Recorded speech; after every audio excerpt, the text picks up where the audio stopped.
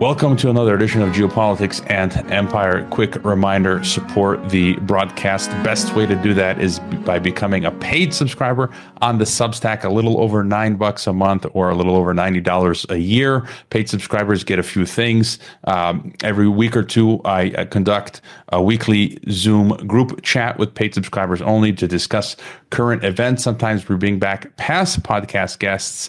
And as well, I do a weekly roundup of the most important news of the week, the headlines, and I do a brief commentary and analysis on that. And so if you want access to that, you should become a paid subscriber. Again, best way to support Geopolitics and Empire. You can also donate, buy me a coffee, donor box, Wise. All of the links are on geopoliticsandempire.com. You can also purchase a consult if you want to chat with me. And our sponsor this month is, of course, Mikkel Thorup's Expat Money Summit, taking place next month, October 7th to the 11th, online for free. All you have to do is register. The link is in the description. And if you can't catch the 24-hour live stream that is free, you will have to upgrade. And if you choose to upgrade, you can use the promo Empire to get $100 off. I'll be participating in one of the VIP panels at the summit. Great headline speakers: Ron Paul, Scott Horton, Doug Casey. Most have been guests on Geopolitics and Empire. And of course, the summit is dealing with internationalization, getting your second passport. I've got 3 passports, as well as residencies or purchasing offshore real estate, so on and so forth. So check out the summit. I will be watching, and my affiliates as well. Don't neglect them. Check out Legal Shield, Easy DNS, Wise Wolf Gold, Above Phone, and leave a podcast review if you have not. And joining us to discuss his fantastic book is Shanmuganathan, who's the author of RIP, Rest in Peace, US Dollar, 1971 to 2020. I guess we'll find out. And the way forward. Welcome to Geopolitics and Empire. Thanks, Hawaii. Nice to connect with you. Nice to connect with you. You're all the way out in India. I'm here in Mexico, I guess, Global South in the house, BRICS. If you want to tell us about your work, it's been getting, you've been participating in, writing newsletters for Mark Faber, Doug Casey, all who have been guests on the podcast. Bob Moriarty just wrote a rave review of your books. If you want to tell us, before getting into the book, a little bit about the work that you've been doing. Thanks, Hawaii. I'm an economist by profession, and I live in India, and I write for quite some newsletters outside India, as well as in a lot of magazines here in India. And I talk about the current event, which is a movement away from paper currencies into real money, gold. This is an event that's been in the making for quite some time, but I think we are fairly close to the tipping point at this particular juncture, and hence I wrote this book. I think the upward trend in gold prices started about a couple of years ago, at about 1650, and it's going to accelerate much faster in the years ahead. And by the end of this decade, I think we will revert to a gold standard instead of the US paper currency standard. That is a basic thesis of the book. And I start with the history of what is money, how gold and silver came to be considered as money. And they also discussed a few of the economic concepts that are not really well understood. Say, for example, like in terms of interest rates and inflation, to make the case as to why the change is actually very imminent at this juncture.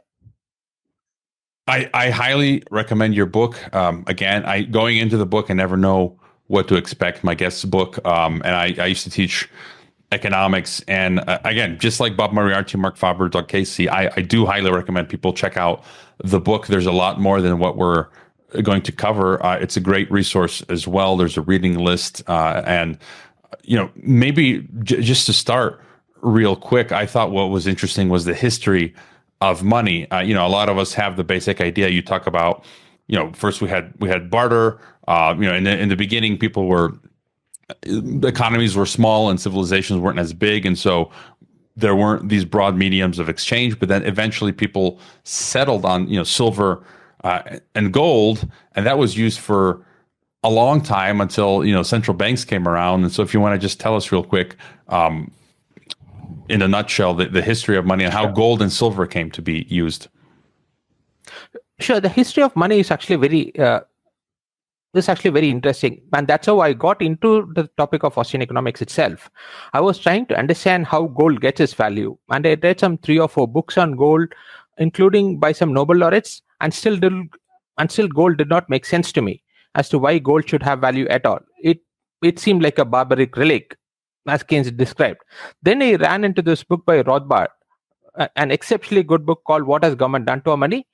And then it all made sense as to why gold is money. And that's how I got into the topic of Austrian economics, and I started writing for the newsletter as well. So perhaps we can put up the first slide, and I could use it to describe how gold and silver became money. There we go. I think you can see it. Yeah, sure. So historically, when we transitioned from a system of barter to using a medium of exchange to conduct transactions, we started with wheat and barley. And over the next few thousand years, we had experimented on perhaps hundreds of commodities as a medium of exchange. And we finally settled upon gold and silver at around 2800 BC as the ideal form of money. Now, why is that the case? The first medium of exchange that we used actually was wheat, and this was around 7000 BC. We were transitioning from the kind of hunter-gatherer lifestyle onto a more settled agrarian society. And at that particular point in time, when people did a barter exchange, they had to accept a commodity that they would know would be accepted by all others when they want to buy the commodity that they want to purchase, right? So the wheat was the most desired commodity. And I think Aristotle had defined 5 properties of this medium of exchange, and the most important one is actually the property that I have in the first column called desirability. You had to be sure that people will accept this in exchange for what they wanted to sell, right? So wheat was in short supply. We were transitioning onto an agrarian society, and since it was accepted by almost all households, this became the preferred medium of exchange. Now we transitioned from wheat onto iron and copper, and that is because of the other reasons that we have described there. Okay, which is durable and divisible.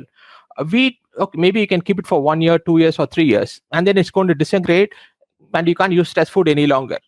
As compared to iron and copper, that will stay for at least 10-15 years, if not longer than that. So for the reasons that have been subsequently listed, we transition from wheat onto iron and copper. And then we transition from iron and copper onto gold and silver, again for the very same reasons. Like, for example, if you look at the convenience part of it, gold is exceptionally convenient for it actually has a huge amount of value in a very small space. You could have bought a house in most parts of the world for as little as 10 kgs of gold. And this was true about 1000 years back, and it's still true today. It retains its value, right? And it's also extremely divisible. Again, if you look at gold or silver, you could divide them into as little as 0.001 gram and put it back together. So for the 5 reasons, which is desirability, durability, which we all understand, the divisible, convenient, and consistent, gold and silver became the ideal forms of money. Now, I do want to touch upon Bitcoin at this particular point in time and explain why it's not money. There is no desirability. There's no utility to Bitcoin that we can actually think about. It is we can consider it as an accounting value, but there's nothing that an individual can do with a Bitcoin. Now, a few people describe that we can use a Bitcoin to actually transfer money across societies. Now, that is cross-referencing. You're assuming that something exists as money in the first place, and then you can use Bitcoin to actually transfer the money across borders. And on top of it, this is a temporary constraint that has been introduced by governments. So then what happens tomorrow if we don't have this constraint? What are we going to do with the Bitcoin? So that is a primary point. There is no desirability to a Bitcoin. Now, even if you grant that there is going to be some form of desirability, how can we be sure that we can use Bitcoin to do the same thing 5, 10, 15 years down the line? So the other properties, say for example, durability or the divisibility, should be seen in the context of desirability. Example, when we say like a diamond is not divisible, it's not that we can't divide a diamond. If you want, we can divide it into 1 billion atoms, but it ceases to be desirable once we divide it into just 2 parts, right? So in the context of desirability, we are saying that a diamond is not divisible. In the same way, how can we be sure that whatever we can do with the Bitcoin, we can do it 5 years, 10 years down the line? It is not durable from that particular perspective. It is just an algorithm, and we are going to have far more sophisticated algorithms 10, 15 years down the line. So I don't think Bitcoin fits the properties of money. But if you look at gold and silver, they have extraordinary properties on account of which we can have lots and lots of applications. If say, for example, instead of having just 6 billion ounces of gold, if we had 60 billion ounces of gold, okay, we would be using it for making various utensils. If we had 600 billion ounces of gold, instead of transmitting wires by copper, we'll be doing it with gold. It is just it's so scarce, okay, that we can't use it for a lot of other purposes that it is ideally meant for. So from that perspective, gold and silver are the ideal forms of money. They have been the ideal forms of money for the last 4,500 years. Only for the last 50 years, it's not been the case. And I think it's soon going to return back to its form as money. And that's going to happen before the end of this decade. And just as an example for Bitcoin, when you talk about durability, could we also add in this idea that, again, it's all based on electricity and energy, and that all societies are functioning, but we could have wars, we could have grids that go down for longer periods of time, solar flares. So would that be another example that affects the durability of something like Bitcoin? Sure. The other point is, large parts of the world don't have a stable source of electricity even today. For example, if you come to India, at least 30 to 40% of the population don't have a stable source of electricity. Okay, so that would be one more reason. Okay, but the primary reason is it is not desirable. There's nothing that you can do with the Bitcoin for it to be considered as money in the first place. If you look at Rothbard's book, okay, there it describes it is first a commodity, and then it also has an additional role as money. Now, what is it that we can do with Bitcoin? Say, for example, had we been purely on the gold standard till now, Bitcoin would have never come about, right? Bitcoin came about because we had this huge expansion in the supply of fiat money, on account of which people are looking at alternatives. And some person came up with this alternative of Bitcoin, but that does not have the desirability that gold and silver have. All right, and so we got precious metals, and then we're enter into the banking era. And to read from your book some quotes, you write, quote, "The idea of this book is to explain why we are at the precipice of a collapse in the purchasing power of the US dollar, perhaps even leading to a situation similar to the hyperinflation in the German mark from the period of 1919 to 1923. While hyperinflation of the US dollar is by no means a certainty, it is more than a mere possibility, perhaps even a probable outcome for this decade. The depression itself is a certainty at this point. The crisis, when it unfolds, will be blamed on capitalism, free markets, and lack of adequate regulations. The GFC global financial crisis of 2008 that was precipitated by the bursting of the housing bubble, which could be considered as a trailer for what lies ahead, is a standing example. The truth is anything but. Much like the GFC, this is entirely U.S. government, Federal Reserve caused crisis due to the flawed fiat monetary system primarily. Whether it was an engineered one or just a question of plain incompetence of the officials will be a conjecture. If all that we get is a GFC 2008 style economic meltdown, it would be a miracle. To put it in as straightforward terms as possible, this is the end of the world as we know it. You also write in the book, monetary inflation will be the root cause of the onrushing Greater Depression, or if I'm not mistaken, maybe that's what Doug Casey had said. And so if you want to tell us more about where we are now, it seems like all of this is culminating. Right. So the problems have been in the making for a long time. Okay. But we are at that particular moment where things just fall apart. We could probably go on to the graph where it described monetary inflation and the three bubbles. Up the next one, or 3 slides down the line, where it described the dot-com bubble and then the GFC 2008. Next 10. Yeah, next one. Yeah. Okay, this is the point. So this is the boom-bust cycle that happens under a fiat currency standard. What happens is that when we are on a gold standard, a central bank cannot manipulate interest rates. And that is because when you artificially lower the interest rate, then the demand for money actually goes up. Say, for example, if you take a car and it's priced at $50,000, if instead of $50,000 we price it at $40,000, okay, but then the demand for the car goes up. This price of the car, 50,000, is a price at which the supply and the demand matches, and that's what the market does all the time, right? It actually brings a demand and the supply into equilibrium through the mechanism of this price. If you really think about it, interest rates happens to be the price of borrowing money. There's a supply from savers and then there's a demand from borrowers. Interest rates does this coordination job to ensure that the supply matches the demand. Now, when a central bank artificially lowers interest rates, then the supply decreases and the demand increases. So there's a shortfall of money, and they could not create this money out of thin air in a gold standard. So manipulation of interest rates was not possible under a gold standard. But when we shifted to the fiat currency system that we did in 1971, then the central banks could actually fix the interest rates at will. And as and when there was a shortfall in the amount of money required, they could create it out of thin air. And that's what they've been doing for the last 50 years. Now, if you look at the bubbles that have been formed, the first one I've taken is a NASDAQ bubble, wherein the Federal Reserve started lowering the interest rates and they got it down to 3% around the mid-90s. And that's when and that is when the NASDAQ bubble actually began to form. Now, even after they started increasing the interest rates, the bubble continued to grow bigger and bigger till it reached a point where it had to burst.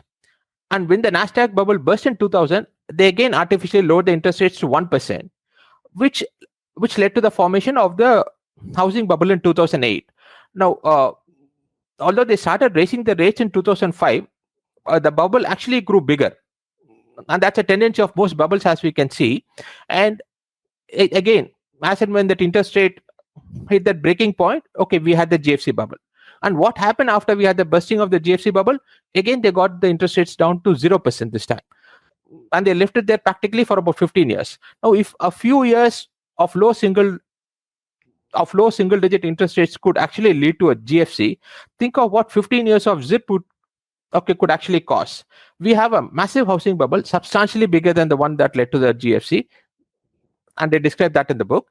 We also have a bond bubble, the biggest bond bubble that we have seen in a lifetime. And the bursting of the bond bubble or the loss in the bond market is going to be substantially higher than what is going to happen in the housing market. And we also have a magnificent and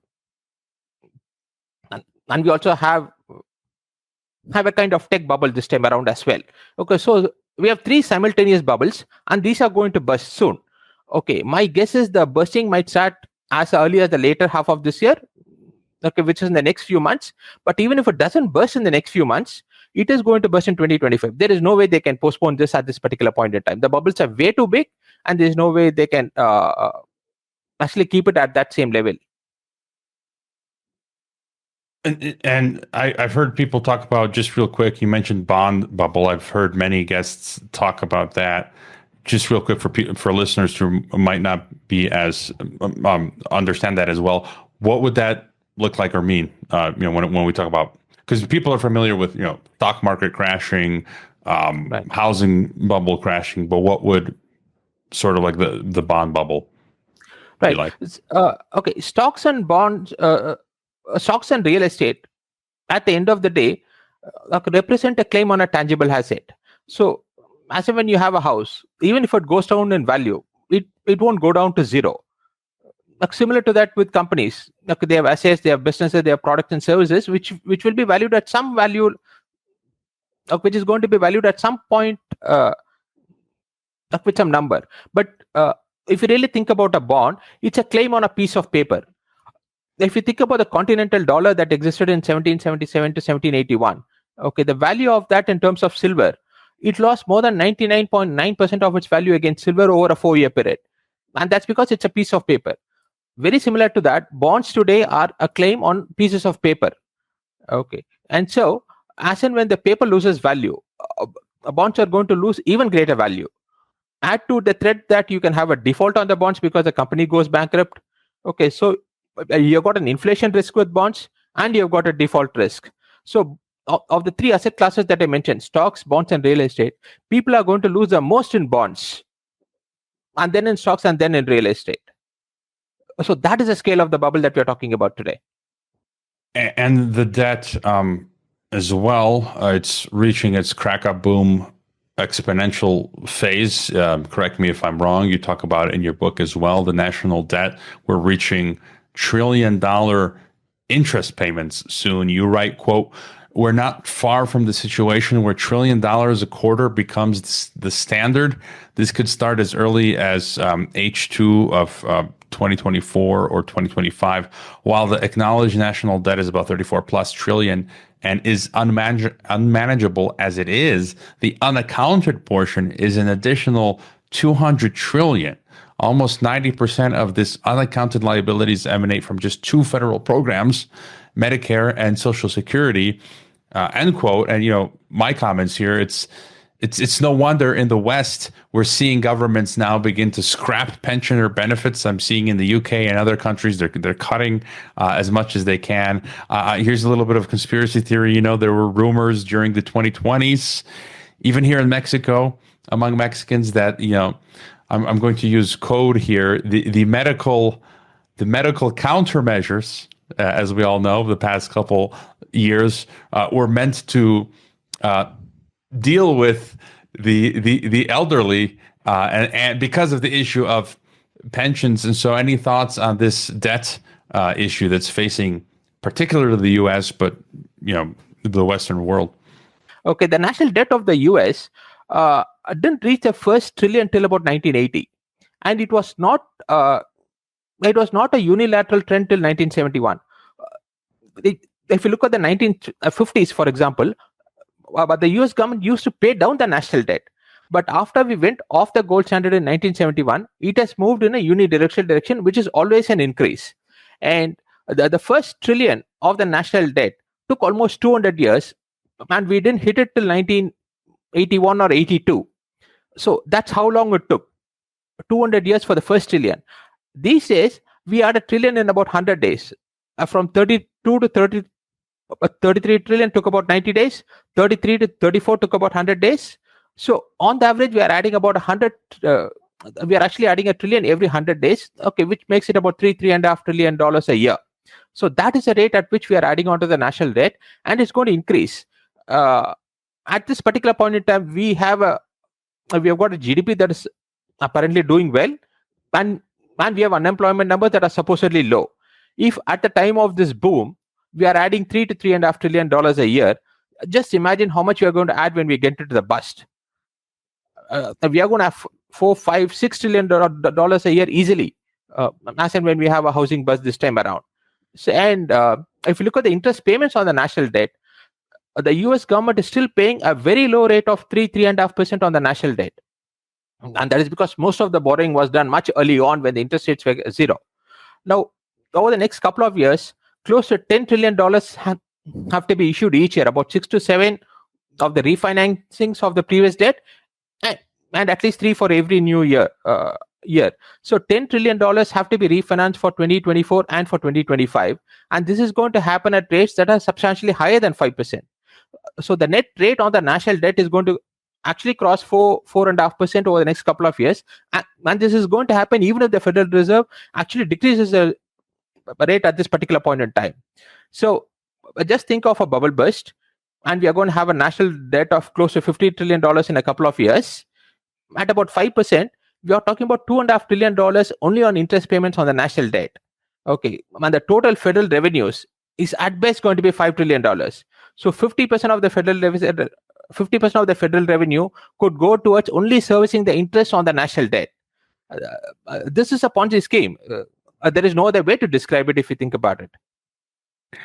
When I look at the faces of our the apparatchiks, our rulers, and what you just explained, I honestly feel like they know that this system is going to collapse soon, and that they're not going to. There's no way to service this, and that there's some black swan event that's going to occur. Aliens, World War III, some force majeure events. Even the other day, this week, I think it was someone from the DHS, they let slip out that there's some sort of geopolitical event might occur or is going to occur. So I think they know something's going to happen. it could be part of the reasons. We can talk about that later. You mentioned that in your book, the geopolitical factor war. But do you think that they know that they're going to get off the hook somehow, that something is going to happen? Because even in the 2020s during COVID, I mean, I was working in Kazakhstan for Nursultan Nazarbayev at the Nazarbayev Intellectual School, and they added, I think they had to sign an addendum to the contract which mentioned force majeure. And so this was happening all over the place in COVID. Many companies and workplaces were talking about, something could happen and we're off the hook. And so any thoughts on that? Well, the war has always been a very convenient excuse for the governments to blame it on, if they want to actually blame price inflation or rising prices. Then war is a very convenient excuse, right? And I presume they would resort to that also. But I think the interest of the European nations in actually participating in this wars is actually waning.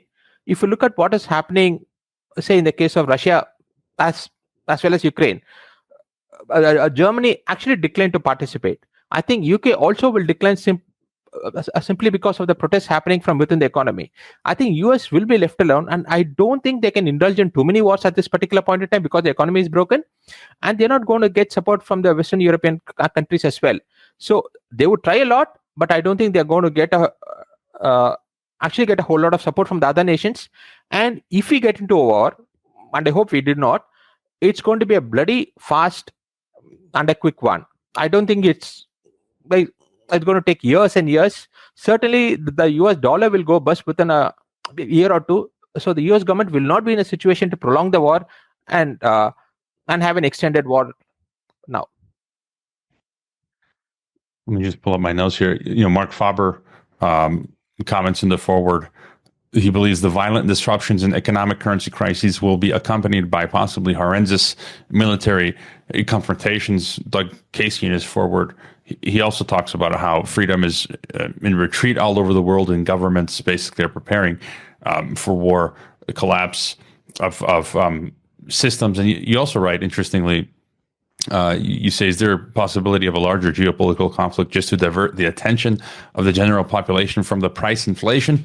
Readers should know that what eventually triggered the Vietnam War, the Gulf of Tonkin incident, was indeed a false flag attack. At the very least, the incentives for indulging in a war is always higher during periods of higher price inflation. So I guess it's anybody's guess is how that's going to go. As you say, you hope we don't get there. If we do, it'll be short. And it does seem that in the West, it's getting difficult to start this war. We've already seen signs that they want to start the war, but the East, the Russians, the Iranians, the Chinese, they see through this game and they're not biting for now. Right. But it feels like, historically, they always keep pushing and pushing until something breaks. When I was in Geneva studying geopolitics by world-class experts, we were taught about, I have the book right behind me, Robert Stinnett's Day of the Deceit, and my geopolitics instructor, we were taught that with Pearl Harbor and all that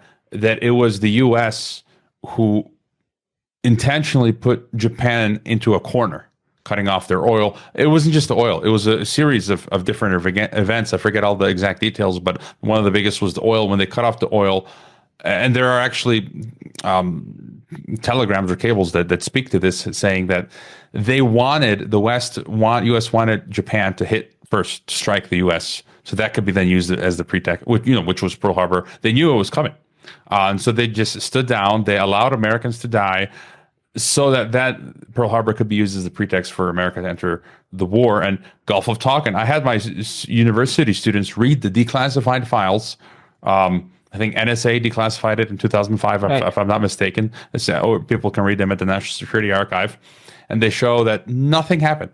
Nothing happened with the Gulf of Tonkin. There was no missile from, I forget the name, the torpedo from the Maddox. I think it was the Maddox. Right. And nothing happened.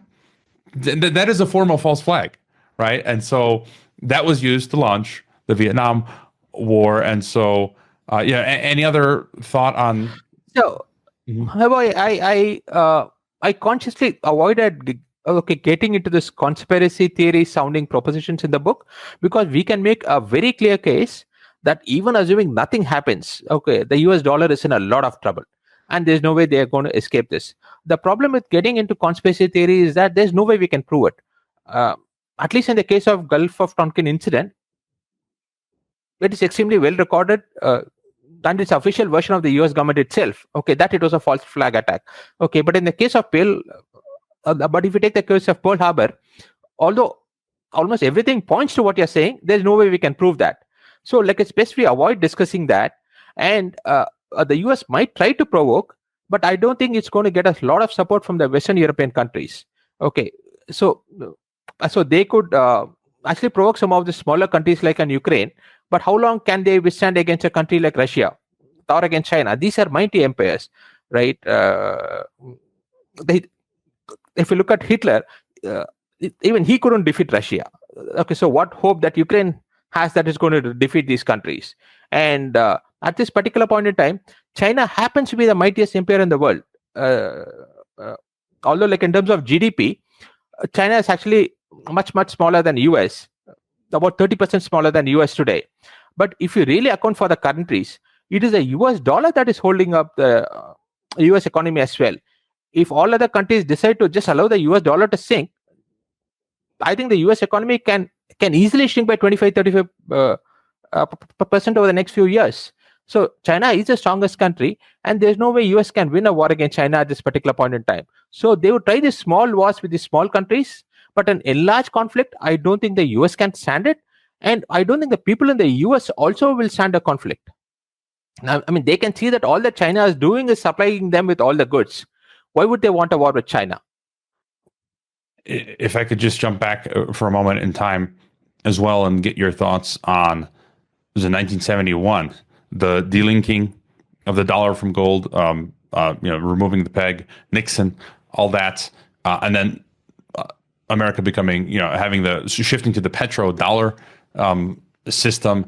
And a lot of people, there's a famous Twitter X account. I think what happened in 1971, you look at the charts, so many things changed. And when you talk about the cost of living, inflation, in that moment, really so many things changed. And then we had the petrodollar. Now there's talk of petroyuan. Just last week, there was, more news from South China Morning Post. There was an exclusive talking about Saudi Arabia and turning more towards China. If you could just tell us a bit about that moment of the delinking gold from the dollar, the petrodollar, and then what's happening to that right now, and the effects that would have on the dollar, world reserve. Right. Very interestingly, as and when the Federal Reserve actually broke the connection of gold and the dollar, a lot of the Federal Reserve officials actually predicted that gold prices will go down to zero or close to that. But instead, it actually turned around and actually did the opposite and went up almost 25 times over the next 10 years. And we also had stagflation for the first time that the world had not previously seen. If you look at the Keynesian textbooks, they explain all of the price inflation as an outcome of the growth. Because we have high growth, we are having price inflation, and we all know that it's exact opposite. Growth leads to higher products, higher GDP, and that should mean actually lower prices in the absence of monetary inflation. It is because the Federal Reserve is actually printing so much money, we are having prices going up despite the growth. So the stagflation came as a rude shock to the Keynesian economists at this particular point in time. One would have assumed that they would have learned their lessons, but they don't seem to have. And we've been making the same mistake over and over again. Now, as and when the US Fed broke off a link to the gold, what happened was that there was a sudden dip in the demand for dollars. And that's when Kissinger created this petrodollar system that all of you should know about, wherein Saudi promised to sell all of their dollars, all of their oil only for US dollars. And this created a demand for dollars. And that has sustained the dollar actually from collapsing, which it ought to have as and when they removed the link to gold. And coming to the day today, I don't think China will go for a petroyuan. I think over the next few years, what will happen is that countries will start selling their oil for gold, and this will happen through the BRICS currency. all of your listeners should have heard about the BRICS currency, and it is going to be backed by gold. Now, the advantage of the BRICS currency, like as opposed to the US dollar that was backed by gold, was that a single country had created this a system in the case of US, and the president of a country can actually decide to break it, as opposed to BRICS, where it's going to be a union of a lot of countries, at least 10 to 15 large countries, and perhaps as much as 50, 60 countries. So BRICS cannot easily break the ties to gold after it is formed. And I think countries will start selling oil for the BRICS currency, which is going to be backed by gold. And that will happen in the near future, over the next 3, 4, 5 years, if you ask me. So it's not going to be a petroyuan. It's going to be oil for gold in the form of a BRICS currency. Or will it be, there's different variations or iterations that it won't necessarily be a currency, but more like a system or a pool that's backed by gold, or like a BRICS payment system. So I don't think there'll necessarily be a single BRICS currency, but more like a basket. Or any further thought on that? No, I think they have laid out the terms very clearly. It is going to be a BRICS currency, and it's going to be backed by gold. I think that is a general direction they want to move on over the next 5, 10 years. Okay, this may not happen tomorrow. Okay, but that is a like overall direction. I think Russia, China very clearly understand that gold is money. Okay, and even if they could have a petro-yuan, I don't think China will go for it, simply because it is going to put a similar constraint or an issue with the yuan as it did with the dollar. Okay, wherein the currency gets a free ride, and over a longer period of time, all the citizens get to they get used to this free ride, wherein you can get a basket just by printing money, right? I don't think China will want that situation on them as well. So this oil for gold will be the most suitable form, and that's what will happen through a BRICS currency. I don't think it's going to be a petro-yuan, at least over the longer time frame.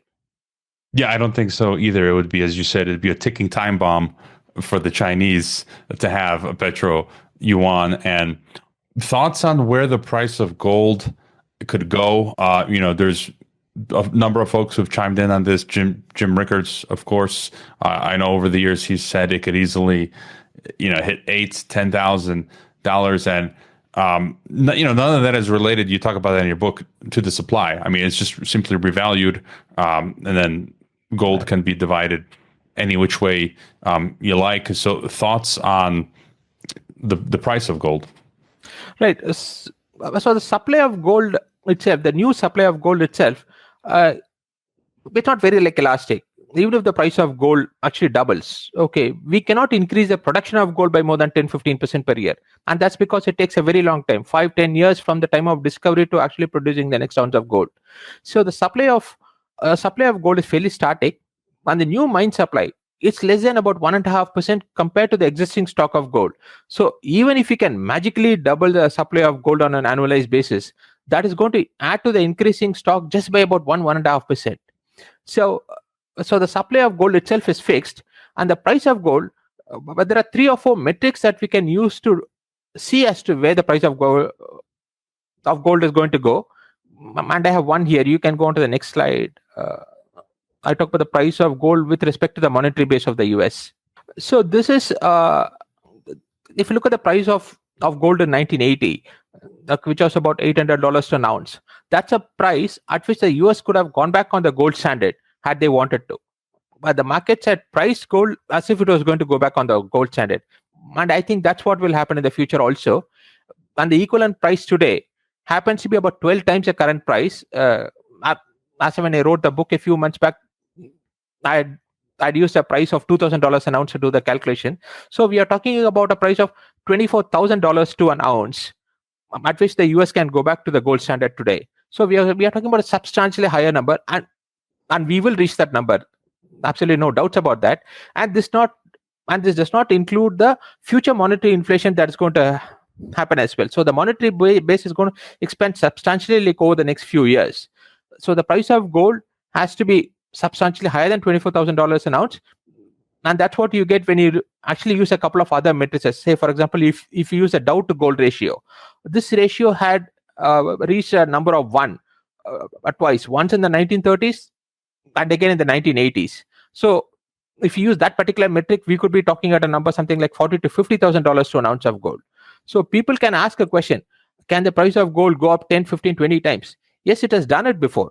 If you look at the 1970s, it actually went up 24 times, and that was at a period when the US economy was largely stable. US did not have huge trade deficits. It was largely a savings nation, and the Federal Reserve was able to actually increase the interest rates up to 22%, had a real positive yield of about 8%. With that, gold prices went up 25 times. Okay, just imagine what the gold prices can do today. It can easily go up 10 times, and that's what I forecasted in the book. So I'm going to jump ahead to in terms of, I always ask for solutions towards the end, but just sticking on gold as a solution for individuals. Well, we see a lot of central banks, especially in the East, buying gold like crazy. Right. I think there was a story about Saudi Arabia secretly trying to buy recently 160 billion in gold from Switzerland or through Switzerland. I think it's common sense, because I've been talking about recently, housing has tripled in the last decade in Mexico. Foodstuffs probably nearly doubled. Salaries have stayed the same or decreased. And I just saw on LinkedIn someone commenting specifically about how salaries either have stayed the same or decreased. But I think if you have gold, your purchasing power, it just keeps, it remains the same or keeps going up. And so that anytime you need to use that gold, you can just switch it out and then purchase what you need to purchase. And so what would you say going forward in terms of individuals purchasing gold? I think that would be amongst the best things that an individual can do. If you want to protect your purchasing power, it is not going to come in the form of stocks, bonds, or even housing. Gold has to be the best way to reserve to actually maintain the purchasing power. If you think about the size of the gold market today, it's actually very small. In case Saudi Aramco actually decides to give the dividends in the form of gold instead of giving it in the form of reals or dollar, whatever currency they're doing today, that would take up 50% of the new supplies of gold on an annualized basis. That is one company's dividends. Okay. So the gold market really today is extremely small compared to all other commodity markets, while in reality, it should be 50% of the size of all other markets. It is money, and if you think about it, money has to be 50% of all transactions. So the price of gold has to go up substantially higher. Okay, not only like in terms of currencies, it also has to go up against other commodities, if you ask me. Yeah, I think it's smart for people to have. I'm actually sort of kicking myself. I should have bought. I should get more, because now it's what, 2,500 plus right, an ounce, and you're not losing if you have gold. You're just, because if you have fiat currencies, I mean, you've lost money. That's inflating away. It's devaluing, and yeah, gold and silver. Any thoughts on silver? Right. But let me just make one more point about gold before you move on. Although the price of gold at about $2,500 is at a nominal high, if you adjust it for the monetary inflation, it is actually at an all-time low. So that's a very interesting paradox, when a nominal all-time high is actually a real-time all-time low. And I written an article about one of these things, which you had posted to your subscribers as well. So although 2,500 appears high, it's going to look absurdly low in a couple of years, if you ask me. Okay. And you asked about silver, is it? No, silver is a much okay, gold itself is a small market, right? Silver is a much smaller market when compared to gold. The historical ratio between gold and silver has been 15:1. I mean, gold has been 15 times the price of silver, and that's because that's a ratio at which it is actually found in the Earth's crust. But at this particular point in time, it's about 80:1, 90:1, and this is typically an extremely good sign of a bear market. At the height of a bear market in these commodities, okay, you have ratio that is upwards of 50:60, and when you are close to the end of the bull market in this commodity, then the ratio comes closer to 15:20.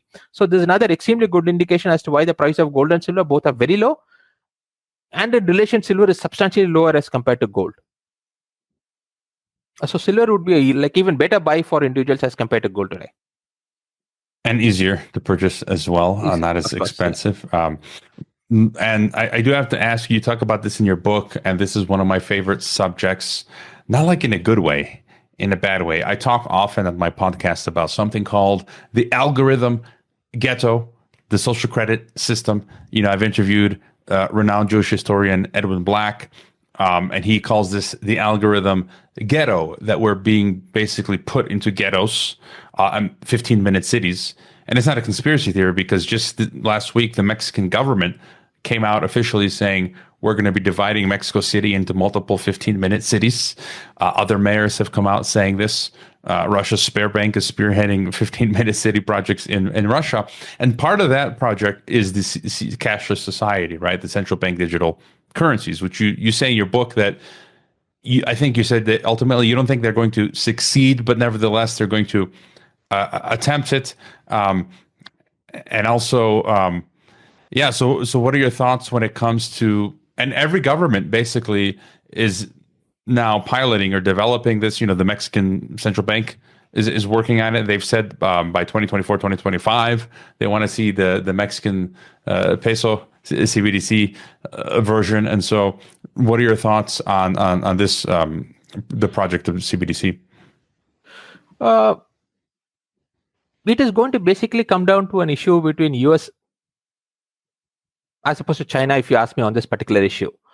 If you look at the stock of gold that China has, although their official stock held by the CBOC, which is the Central Bank of China, it's about 3,000 tons. The unofficial amount of gold that is held is upwards of 30,000 tons of gold, right? So they can switch to a gold standard. And China also understands that is the best way to defeat the US. There is no point getting into a physical war where both sides are actually going to lose. But if as and when China shifts to a gold standard, the biggest loser is going to be the US economy, right? They can no longer import. All their services-based economy based on this cheap imports is going to collapse. So CBDCs, I don't think it's going to succeed. US will push for it. Okay, so will some of the smaller countries that really don't understand. Okay, but the bigger economies are not going to support it. If you look at a country like India, we can't even implement a CBDC like if you want to, because 50% of the people don't have access to like electricity on a regular basis, right? So I don't think CBDCs are going to succeed at all, if you ask me. And it is not in the interest of China to go with to actually go for a CBDC also at this particular juncture. What would life? I want to ask you. It seems like regardless of what happens, something's got to give, right? Whether if it's China switches to gold backing, or the debt explodes, the bond market collapses, whatever. What will? I think the worst hit will be the United States. I've interviewed over the years Dmitry Orlov, who's had the thesis that you had the Soviet collapse, and then the 1990s in Russia was horrible. It was like worse than the Great Depression. Millions of Russians died. When I was in Kazakhstan, I had friends who told me, a friend of a friend's father, right before the collapse of the Soviet Union, worked double time, 80 hours a week to save up money. And then the system collapsed and it was all gone. He was working overtime for years, and you can just imagine, people turned to alcoholism, suicide, right. That infected their health. They died prematurely. And Orlov's thesis is that at some point we're going to have America will go through a Soviet-style collapse period. Peter Schiff, who I've had on the podcast once, said that he's talked about hyperinflation of the dollar. What you mentioned earlier, that you'll see drastic decline in living standards, 20-30%. Kevin Leary came out recently and said that America is going to experience 20% at least downsizing. And so, what do you think average life would look like when this happens in the United States? Well, the most probable scenario I think is going to happen is that the US government is not going to do an explicit default. That would be the ideal outcome for the US citizens, okay, where the US dollar is preserved, okay, but they lose a substantial portion of their asset values in terms of stocks, bonds, and housing. Unfortunately, the US government is going to try and print its way out of trouble. That's what they did out of 2008 GFC, okay, wherein they printed gigantic quantities of money. And because of a phenomenon called Cantillon effects that I describe in detail in the book, all of the monetary inflation created by the Federal Reserve did not flow onto price inflation. Okay, the situation today is the exact opposite. If you look at commodity prices today, it is at an all-time low on a relative basis as compared to 2008 when it was at an all-time high, almost at an all-time high. Okay, so but that the US government is not going to realize, and they're going to print gigantic quantities of money. So the US is going to get into a situation where the dollar loses a substantial portion of its value, and that normally means a very substantially lower standard of living. I can see the US easily going into a third world kind of lifestyle for most of the people, and that's a very unfortunate situation, because it really doesn't have to actually get to that, but that's what is most likely to happen, if you ask me.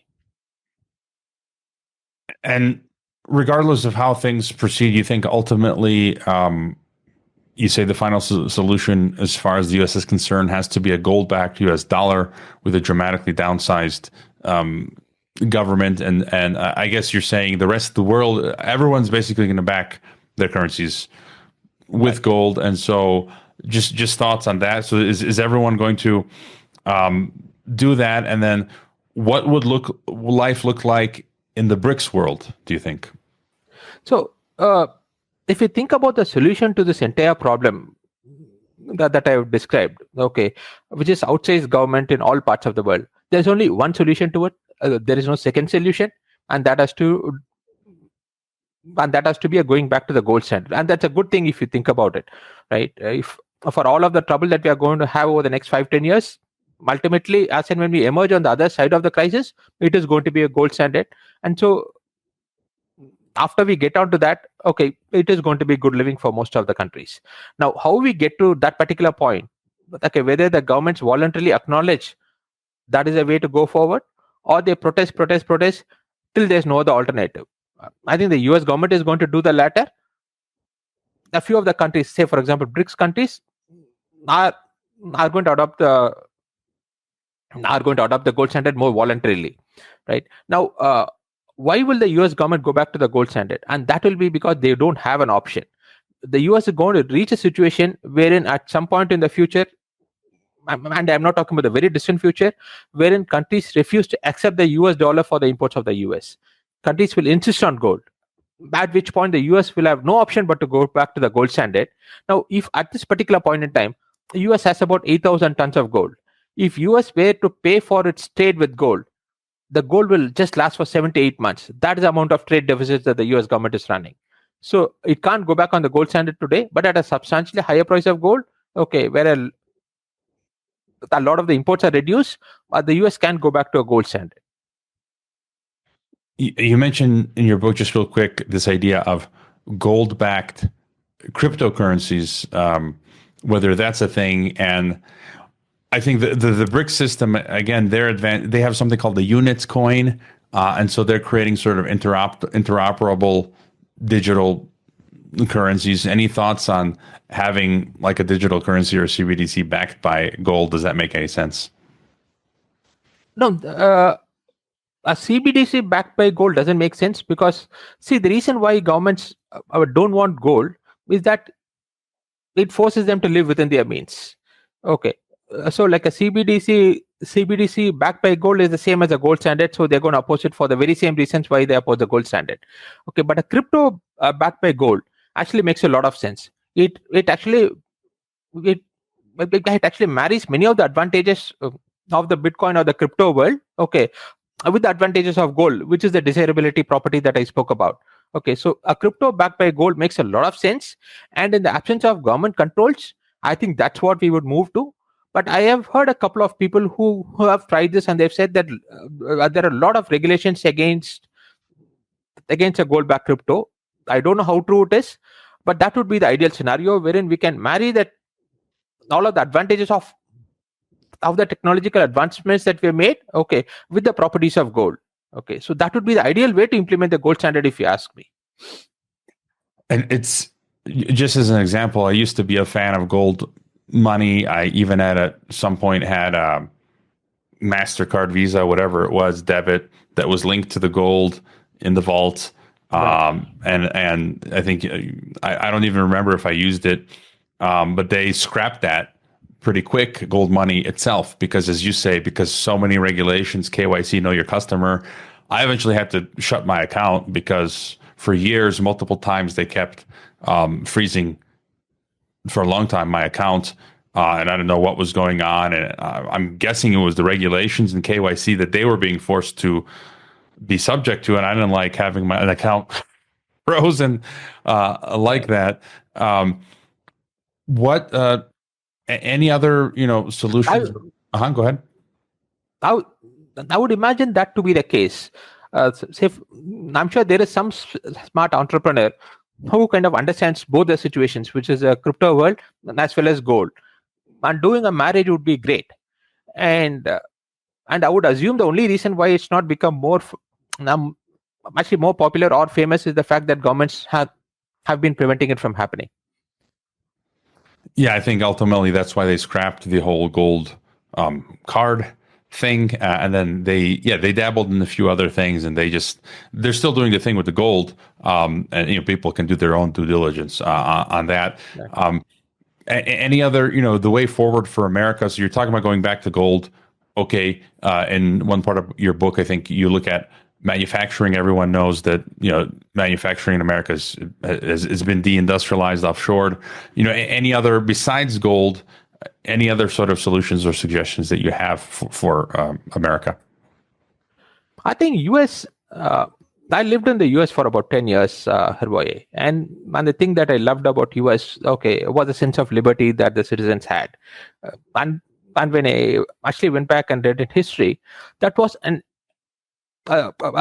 concept extremely unique to America, right? The concept of individual liberty, and that's what had actually propelled the US to, I think, the most powerful country in the world. Uh, citizens didn't have to pay like income tax to the government. You had free market in money. You didn't have a central bank up till 1913. All these were extremely unique concept. And if you look at the statements of the founding fathers, they had understood these concepts very well. Thomas Jefferson argued against having a national debt. They were vehemently against the concept of a central bank. They didn't want an income tax. So these are extremely unique American concepts, and I think the US has to go back to it if it wants to be the number one country in the world. There is no way it can have the size of government it is having today. With all the wars and citizens not having the liberty, and still they can be a powerful country. That is not going to happen at all. It is a loss of liberty, primarily, if you ask me, as to what has caused the situation in the US. And it's for the citizens to realize that. Till they realize it, I don't think it's going to happen. If you actually look at the Roman civilization, it actually went from the most powerful country to a bankrupt country. So the US is going through something very similar to that. And till the citizens realize and reclaim the liberty from the government, I don't think they can go back to being a very powerful country. Yeah, if I could just get a further thought from you on that, because aside from the algorithm ghetto, one of the other topics I've been obsessed with for years is the issue of totalitarianism or tyranny. And I permanently expatriated from the U.S. in 2006. I'm a Mexican national now. I've been a Croatian citizen since birth as well. But I just saw a lot of this coming. I saw, I called it the United Soviet States of America since the 2000s, and we're seeing now. Just today, Jeremy Kauffman, the founder of Library Odyssey, the alternative, to YouTube, who I've interviewed in the past, he was visited by the FBI for thought crime in the U.S. And you're seeing across the West now, Australia, UK, U.S., they're implementing thought crime now, like as was described in 1984 by George Orwell. So if you think something that the government doesn't like, even if it's true, you can get a visit from the authorities, a fine, or go to jail. Some of my past podcast guests in Germany now, for example, are awaiting trial for thought crime. They might go to jail. Or another guest I had, Yuri Roshka in Moldova, might be going to, for years, might be go to jail for no reason, basically, essentially only for thought crime. And it really bothers me because I've been watching this for decades develop, this boiling frog. and it's reaching its zenith. And I can't believe it. It's like you say, I mean, most people around me are oblivious to this, and that's the worst thing. And I just like, I feel like we can't do anything. It's like, look, everybody, and no one's paying attention. And so any other thought in the West, how, you know, I feel like we're moving into tyranny. It is, Servoy, and it's a sad thing. And the only addition that I would make is people or countries would look at China and say, look, a communist country has actually succeeded, and so we should follow that particular path. Okay, that is exactly the wrong thing to do. Okay, you want to copy a lot of good things from China. Okay, say for example, like in terms of running the businesses, they have extreme amounts of freedom. Okay, there is very little government like interference in the running of businesses. Those are aspects that you should copy from China. But in terms of personal freedom, liberty, I think the US had it the ideal way long back. Okay, unfortunately, they've lost it and they have to reclaim it. And how do we do that is a tough question. But as you said, I guess it's always, it goes back to the people. Are there any other, again, we haven't touched everything in your book, but are there any other issues or topics I haven't brought up that you think are important related to your book? I think we have covered most of the things in the book, Boye. But if you look at how will you reclaim, if you look at Argentina, they are doing it now. Okay, all you needed was one guy, Javier Milei, to stand up and actually tell the people what they needed to hear. And they actually chose him through a democratic process. I was genuinely surprised. Up till that moment in time, I had believed that there's no way that a person like Javier Milei can get elected. But he told the truth and he got elected. So maybe there is hope. Okay, maybe the US needs a Javier Milei. I don't know who that person is going to be. It used to be Ron Paul before, okay, but I don't know, like if there's a person as part of the Republican Party who's strong enough to stand and argue for it. I've not heard anybody make a vociferous argument, but maybe when you have a currency crisis, somebody will stand up and actually tell the people what they need to hear. So there is hope. I don't know. I would not give up on the US. Well, I mean, I don't think we should ever give up. We should keep doing what we're doing, be forward thinking, and keep moving forward. Is it that cliche Rocky, right? It's not how hard you punch. It's how much you can take, but just keep going. Let me ask you about gold. I often ask this question. We're going to go through hard times, regardless. Whether it's war, minor wars, bigger wars, economic collapse, inflation, the wiping of the middle class, neo-feudalism, whatnot, the attempts at CBDCs. Besides owning gold, do you have any other thoughts as to what people can do to weather these storms? I often think what comes to my mind is just common sense solutions. Years ago, I interviewed former Australian Special Forces Ricardo Bossi, who quoted Teddy Roosevelt, "Do what you can with what you got where you're at." It's really that simple. Whatever savings money you have or ability to generate income, given your geography, your location, I'm in Mexico, wherever you are, your social network, whatever it is that you can do it. What comes to mind for me as well is trying to own some land, property, whether it may be ideal would be both urban and rural, and have some land where you can grow food and have a source of water like a well. So in case you get shut off by the CBDC, you can track back to the land. And so any other thoughts for individuals, suggestions for preparing or opportunities for investing? I've not thought along the lines of what you had asked for, but what I'll say about the US is this: it is still has a lot of chances to go back to being a very rich and wealthy country. You have huge amount of natural resources in the US. But the second or the third largest oil producer in the country. You have huge farmlands wherein you can produce a lot of farm goods. It is a US government and the substantial portion of the GDP that it's occupying today, okay, that is causing a lot of these issues. Once the government actually decides to shrink, the US can almost get back to its old ways in no time, if you ask me. If you look at Germany, even after they had hyperinflation and that practically destroyed the entire economy, they got back within just a 5 or 10 year time frame. I think the US can do that. But it has a huge, extremely disciplined labor force. You have huge natural assets in the form of farmlands, oil, gold, and a lot of other commodities. So the problem with the US is the US government itself. And once that goes away, I think you can be very successful. As far as the citizens are concerned, they'll have to figure out a way to sustain this spirit wherein actually sustain this horrendous spirit. And the best way is by actually like owning gold, but they can also home some, actually have some farmlands and those kind of things that you talk about. I've not discussed that in detail in the book.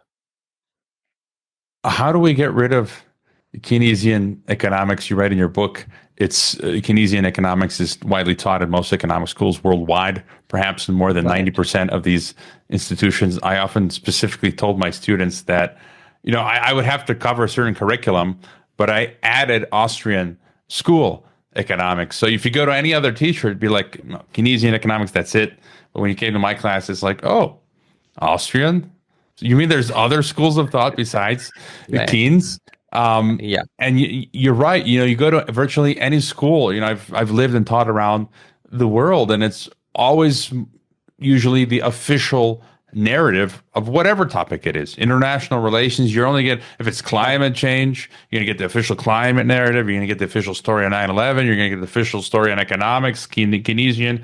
And I was the crazy, wacky, professor, not doing the other extreme of just showing one perspective, but I'd be like, okay, here's both versions. Right. You choose, right? That's the proper way of thinking. And so, any thoughts on the Keynesian school of economics? I have an uncle who's the dean of an economics school here in the place where I live. And after I wrote this book, I gave it to him.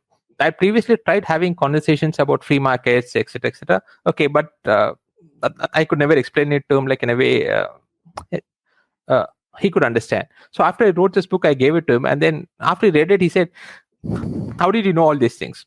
And then I told him there's a school called the Austrian School of Economics, etc.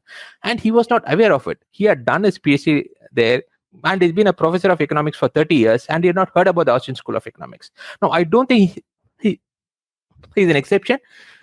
It is probably the most standard case where people believe that the only school of thought that exists is the Keynesian School of Economics, right? I don't know how it's going to change, but hopefully with the new crisis coming and then we going back to the gold standard, people will understand that the problem happens with the government, and that a school of thought that advocates for the minimum role of government has to be the one that we should adopt.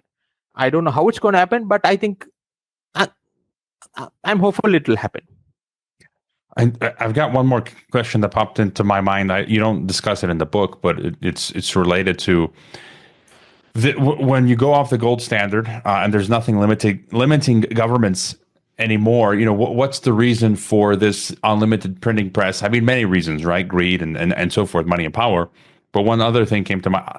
One of my other favorite topics is world government, globalism, global governance. This world empire, basically, and in a way super imperialism, and so I feel like there are special interests that would like to have this world government. Cecil Rhodes wrote about this over a century ago, saying that he left his will. He wanted to have this British Commonwealth be the foundation for a proper world government, and there's open meetings now and discussions about this, and I feel like to have something like that, they actually needed what you're talking about. They needed to get rid of gold, that restriction, and they would need this money and the ability to inflate their way sort of towards world government, because that needs to be financed to build this structure.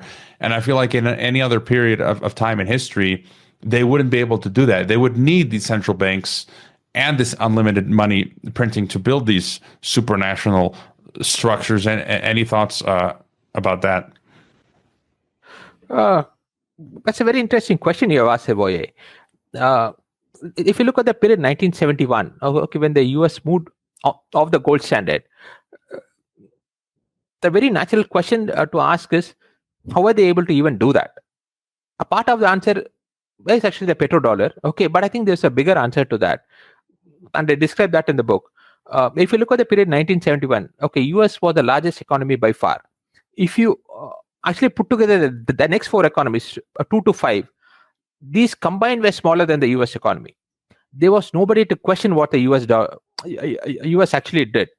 I think the second largest economy at that particular point in time was the USSR, and that itself was a basket case, right? That is no longer the case today. I don't think the US can have a free hand to actually do what it wants to do. And all said and done, I think we all strive for liberty and freedom. So whatever the governments try and do, I don't think they can keep us chained, quote unquote. We are going to fight for liberty, and we will get it.